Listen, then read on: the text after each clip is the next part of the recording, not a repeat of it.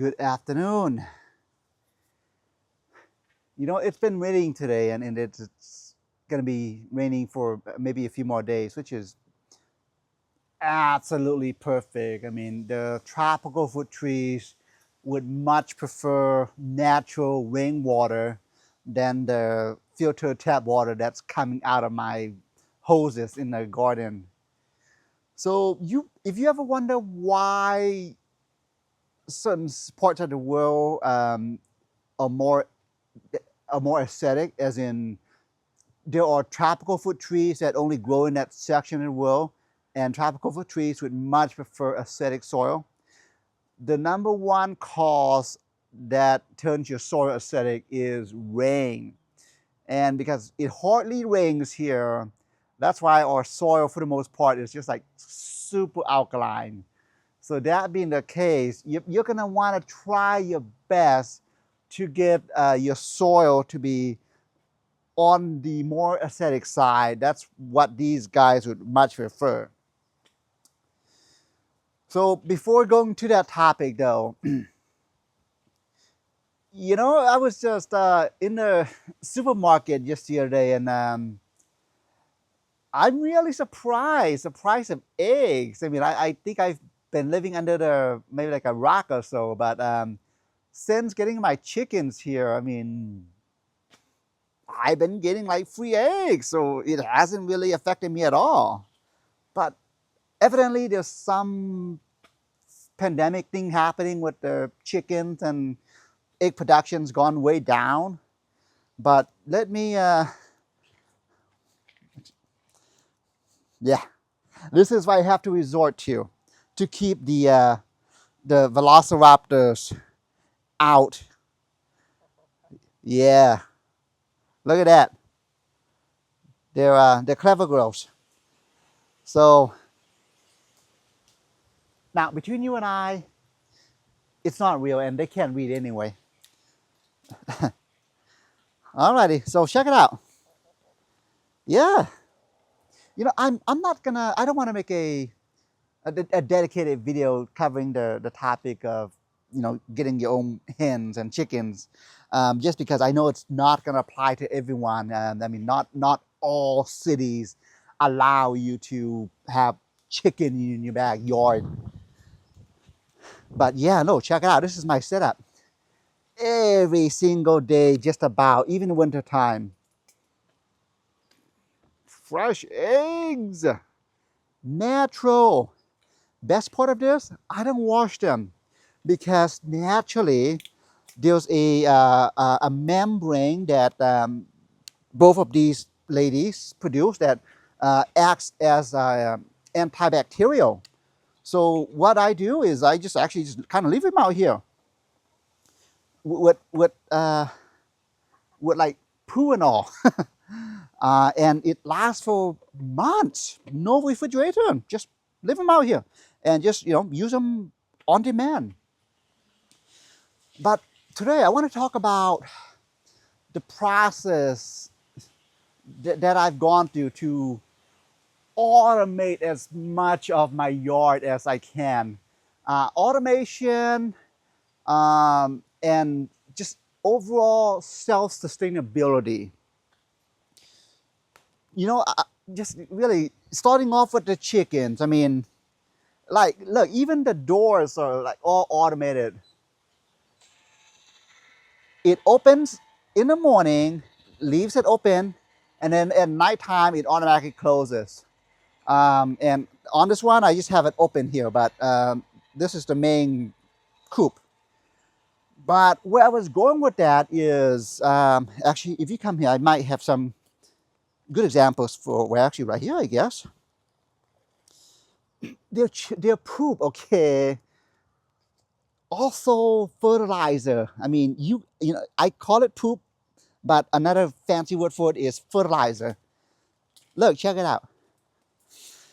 Trees love this stuff. I mean, the more they poop, the happier the trees are. I mean, my yard, as they roam around, as they dig through the foot's worth of mulch, they're depositing fertilizers.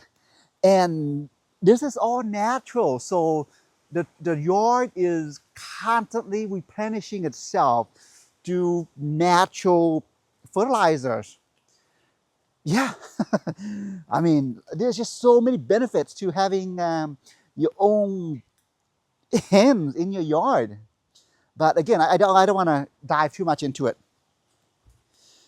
So if you come here, I wanted to actually show you.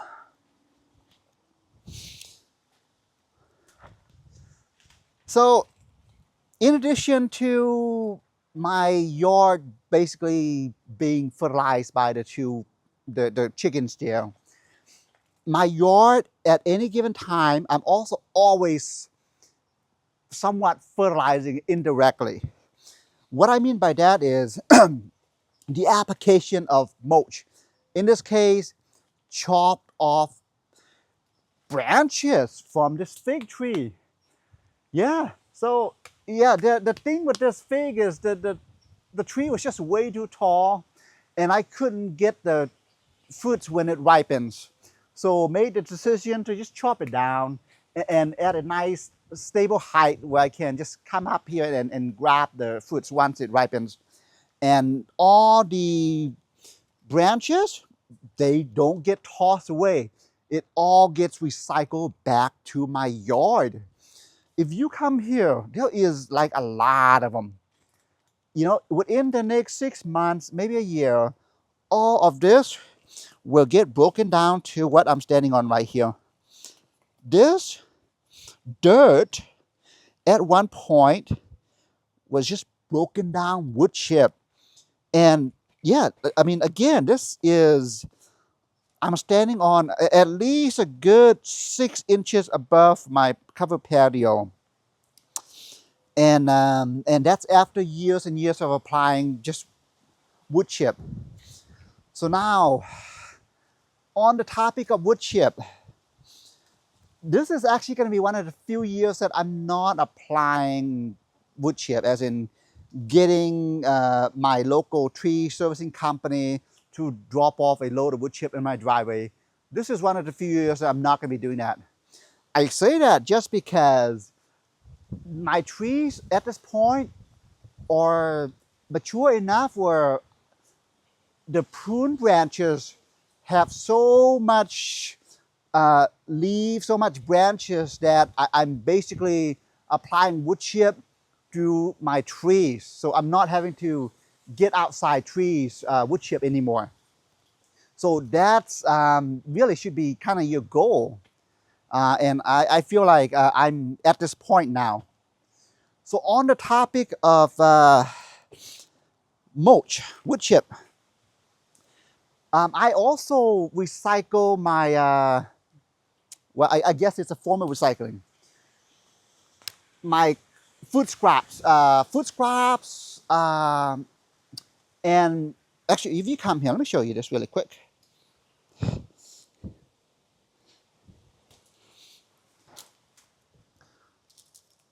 So if you come here, okay, I've got two compost bins here. They're about 6 months apart, as in the compost in here are about 6 months older than this one. This is more of a fresh one. This one, I'm just waiting for till March or spring, and then to then apply the finished compost throughout my yard. And then by that time, I should then be able to just add new compost to this one. And then this one in a few months should then also be ready. But the application of mulch, you know what I use?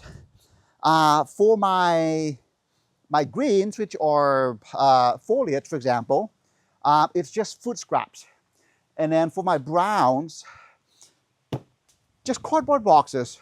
I mean, unfortunately, we order a lot of stuff from Amazon and also pizza boxes. And this is like all browns. This is all nitrogen. Once it gets broken down, that is, all carbon.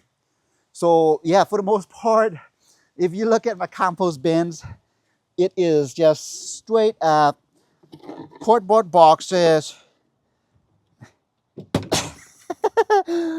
pizza boxes, and whew, and food scraps. with lots of insect activity. Now, in addition to the boxes, also a great way to for me to get rid of the shredded paper. It all goes in there. It all gets broken down. Generally 3 to 6 months, the compost isn't ready. So the way that I use compost is I'm not really using them for the nutritional value, even though there certainly is nutritional value in there. I'm using them for the microorganisms, essentially replenishing them back into my yard. Look at this.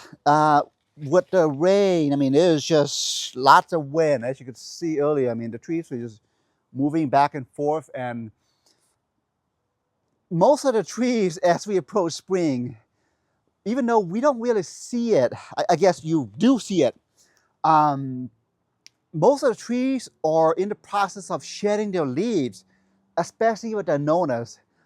Through the period of few weeks, most of their nonas will drop all their leaves, and then that process, new ones come out to take the place. That's exactly what's happening with the jamun here. This is all mulch. This will all become food for the trees nearby. So now, on the topic of self-sustaining or automation, during the growing seasons, we're talking spring, especially summer, and fall, you're gonna want to automate your watering system.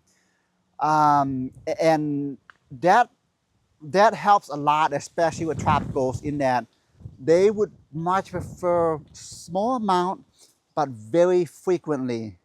For example, in summer when it's like crazy hot, my watering practice is from 7 a.m. to 7 p.m. every hour, watering the backyard and the front yard for like 5 minutes per watering session. 5 minutes is enough, but you're getting it in small quantities, but more frequently. Because the last thing you want to have your trees do is have them suck up a bunch of water all at once, and then 2 weeks later, suck it all up again. It's just not good. They prefer frequent, but in small amounts. So now I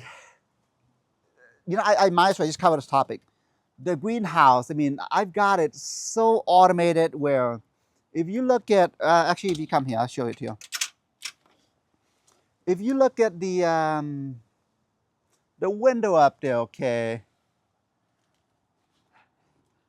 it automatically opens and closes depending on the temperature. Yeah, like right now it's at a good 59, well 60 degrees. But yeah, I've got it configured, well not configured, calibrated to automatically open when it hits like about 72-ish degrees. And with a greenhouse, you really do want to keep the trees in here nice and ventilated to prevent any fungal issues. Just because it can get pretty hot in there, and therefore it can also get a lot of humidity, and humidity, of course, is the best friends to fungus. So anyway, yeah, I just wanted to kind of really show you the whole process that I've been going through in order to try to essentially sustain my entire backyard year after year. And at this point, it's kind of all self-sustaining. I mean, leaves drop, chickens poop, and it's all in a little microclimate that I've created, and everything seems to be so far thriving. So anyway, all right, have a good afternoon.